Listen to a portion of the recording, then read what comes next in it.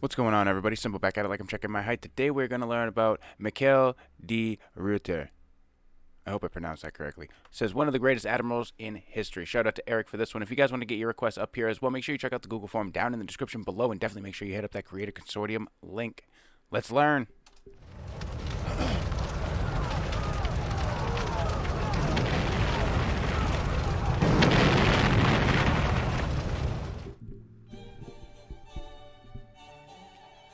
Michiel de Ruyter was born into a family of modest means on March 24, 1607, in the city of Vlissingen in the Netherlands. His father was a sailor and later a beer carrier, which left the family with little money.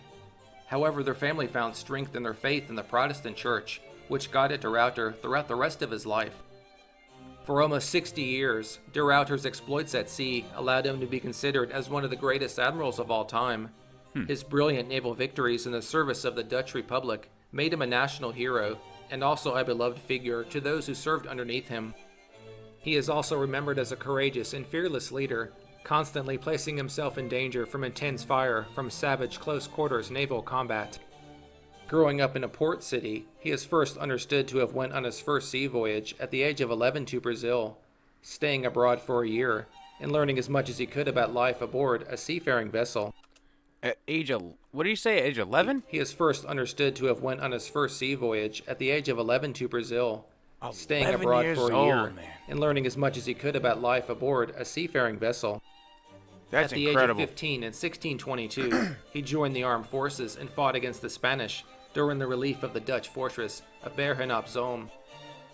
As a deck gunner during the battle, he used artillery to bombard the Spanish forces besieging the city, causing many enemy casualties.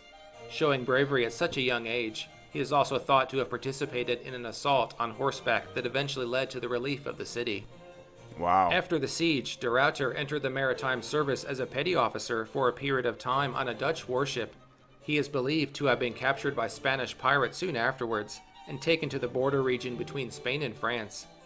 He managed to escape his captors with a few shipmates and remarkably walked back on foot the entire journey back to the Netherlands. Man's got balls of steel. We're only a minute and 56 seconds into this. This dude's got balls of steel. Until 1631, he worked as a merchant in the Dublin office of the Vlissingen-based Lomsons brothers. From this time period comes a story when returning from a trip from Ireland, de Ruyter's ship was attacked by a group of notorious pirates called the Dunkirk hijackers that were operating off the coast of France. De Ruyter thwarted the pirate attack by smearing Irish butter on the deck of his vessel, causing the attacking boarding party to constantly slip and fall. He had his men remove their shoes and wear special socks that better grip the surface that was coated with the butter. The pirates became easy targets for the defenders, and the attack was repulsed. Wow. When his first wife died during childbirth at the end of 1631, Incredible and his newborn a genius few weeks move later, right there. de Ruyter decided to participate in a whaling fleet for 3 seasons. Proving himself a skilled sailor, he is made captain of his own ship in 1637, tasked with hunting the Dunkirk hijackers that he fought against years earlier. Wow. After successful operations against the pirates, he was commissioned by the Zealand Admiralty and given command of a warship. Which basically means he went out and found them.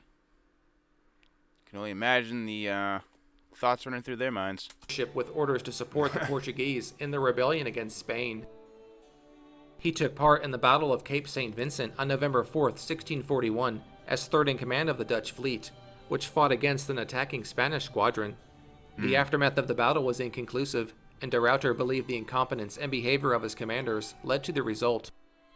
Disillusioned by his time in the Dutch Navy, he left military service and decided to become a merchant trader.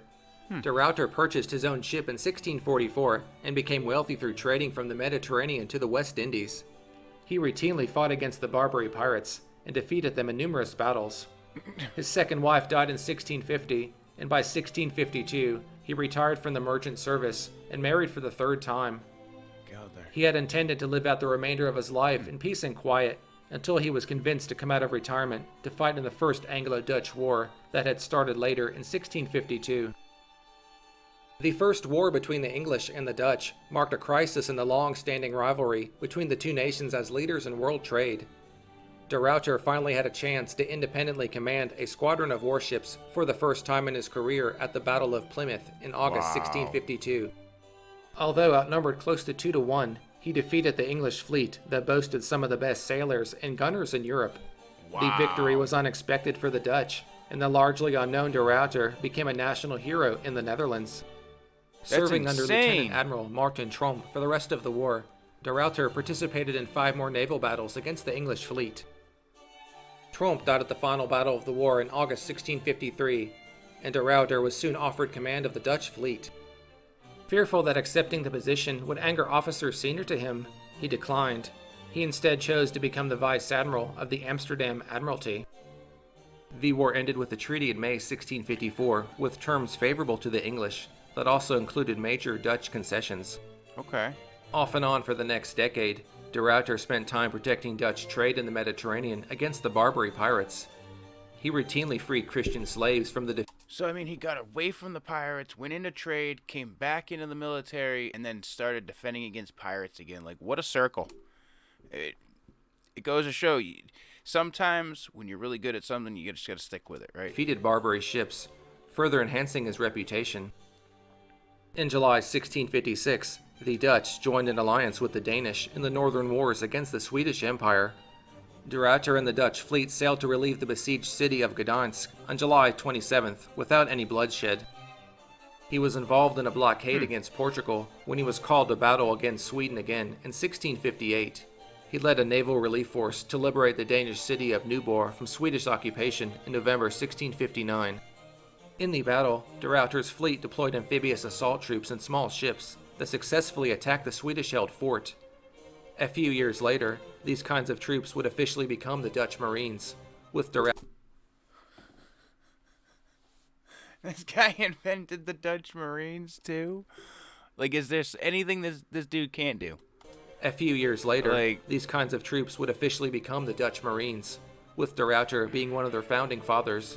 That's incredible. In 1664, he fought the English off the coast of West Africa and recaptured Dutch forts that had been taken earlier by the English. Wow. Crossing the Atlantic in 1665, de Ruyter was informed that the Second Anglo-Dutch War had begun. Sailing to Barbados, he attacked the English forts and destroyed shipping in the harbor. Turning north, he raided Newfoundland before crossing the Atlantic and arriving back in the Netherlands. At the Battle of Lowestoft in June 1665, the current leader of the combined... This guy just is not allowed to come to this side of the world. That's what I'm gathering from this. Like, every time he came west, there was always something happening. Like... Dutch fleet, Jacob von Wassenaar Obdam, was killed. De Ruyter was asked again to take command of the Dutch fleet, and he finally accepted in August 1665. He led the Dutch to victory at the 4 Days Battle the following June in his first engagement of the war. De Ruyter's tactics depended on disciplined maneuvers to achieve victory against his enemies, but often his subordinates or fellow squadron commanders failed to follow strict orders. Can you just imagine this scenery, right? Like, what an incredible period of time when this was how things were done. It just...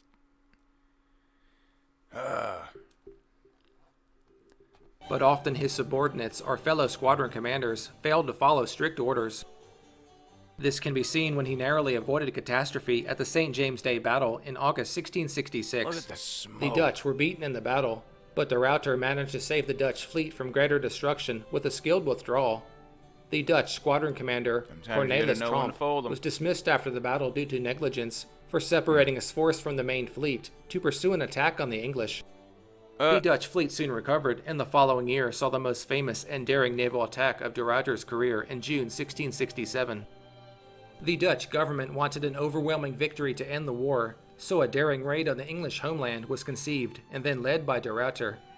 Sidelined from earlier in the year due to a serious illness, de Ruyter recovered in time to oversee the daring mission. On June 12, 1667, de Ruyter led a fleet of 60 ships into the mouth of the Thames River before going south. He took the town of Sheerness on the Medway and then sailed inland toward the dockyard at Chatham. The English were completely taken off guard by the attack on its home waters. The English had blocked the navigable channel with a chain stretched from shore to shore, but Dutch engineers broke through the obstacle fairly quickly. Beyond the chain, the English navy stuck in port was defenseless against attack from the Dutch fleet.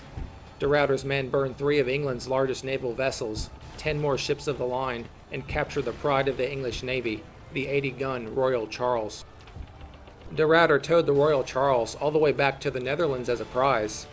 Throughout the raid, England lost 13 irreplaceable ships, while the Dutch lost 0. The raid on the Medway has been called the worst naval defeat in English history, and one of the worst humiliations it has ever suffered in its home waters. The English sued for peace soon after the battle, and the war ended with a Dutch victory in July 1667. From 1667 to 1671, the Dutch government forbid de Ruyter from taking to the sea due to his recurring failing health. However, the Third Anglo-Dutch War started the next year in 1672, and de Ruyter led the fleet to defend the Netherlands against a planned English invasion. The English, who were in an alliance with the French, attempted to blockade the Netherlands to keep the Dutch in their home ports. De Ruyter first encountered and surprised the Allied fleet off the coast of southeast England in June 1672. Both sides eventually withdrew after a costly battle. However, de Ruyter's show of strength against the larger combined fleet led the Allies to soon abandon their plan for a blockade against the Dutch. The following year, de Ruyter defeated the larger English-French fleet at Schonefeld in June, and again at Texel in August 1673. A large part of his success was that he was a master at fighting battles on his own terms. He would often separate larger enemy fleets into smaller groups, with skilled maneuvers. De Ruyter's tactical control of his fleet frequently kept superior numbers of opposing forces disengaged from the conflict, drawing smaller groups into battles where the odds were in his favor. The English were driven from the war by their costly failures, and with the Parliament refusing to fund the King's campaign any longer. They signed a peace treaty with the Netherlands in 1674, which left the French by themselves to fight against the Dutch. De Ruyter saved the Netherlands from a joint English-French invasion, in which some consider his greatest accomplishment of his long career. I mean, yeah, you could say that. You could say that. His brilliant naval victories in the Second and Third Anglo-Dutch Wars enabled the Netherlands if it wasn't to maintain everything a else balance he of did, power then that was with definitely England. the cherry on top. De Ruyter sailed to the Caribbean to attack French possessions in mid-1674, but returned to Europe when his ships were stricken with disease. In January 1676, he commanded a joint Dutch-Spanish fleet in the defense of Naples at the Battle of Stromboli that ended indecisively against the French. 3 months later, de Ruyter clashed again with the French at the Battle of Augusta. During the fighting, he was mortally wounded in the right leg by a cannonball. Both sides withdrew from the battle when hearing of de Ruyter's condition. Clinging to life for a week, he died on April 29, 1676. On March 18, 1677, de Ruyter was given a full state funeral and was buried in Amsterdam. He is remembered not only as a brilliant admiral, but also as one of the greatest and most beloved national heroes in the history of the Netherlands. He was essentially a huge part of saving the Dutch when England and France were attacking them, and pirates consistently. Like, where would they be if it wasn't for him? That's the question. You know what I mean? I don't know. Let me know what you guys think about this one down in the comments below. If you enjoyed it, hit me with a thumbs up, and if you didn't, it's all love. I appreciate you guys for stopping by. Anyway, make sure you smash the crap out of that thumbs down button. Check out one of the other 2 videos floating around, and I'll catch you on the next one.